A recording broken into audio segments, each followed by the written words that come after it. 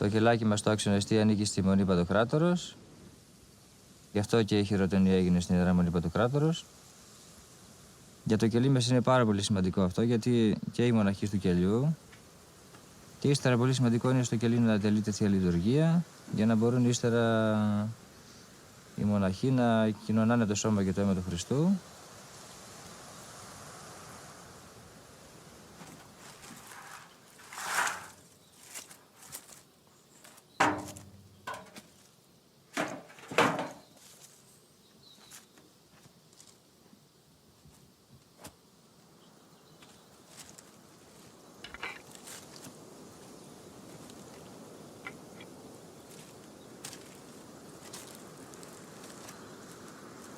Μερικοί από τους πατέρες, όπως καλή ώρα,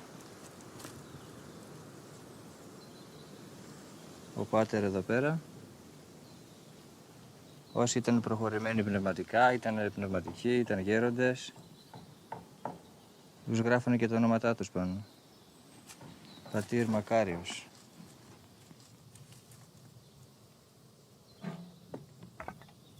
Θα τα μαζέψουμε τώρα εμείς όλα τα οστά σε ένα χώρο, θα τα ξεσκονίσουμε, θα τα πλύνουμε με κρασί και αφού ξαναφτιάξουμε το παλαιό οστεοφυλάκιο θα τα επανατοποθετήσουμε εδώ που ήταν πάλι.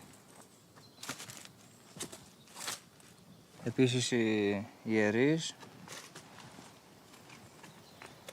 μετά τη γύμισή τους, 1, 2, 3 ραφές,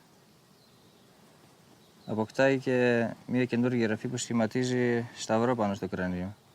Αυτό το έχουν μόνο οι ιερείς μοναχοί, ιερομόναχοι δηλαδή. Στα δείγμα της χάριτας, μετά τη χειροτονία τους δηλαδή.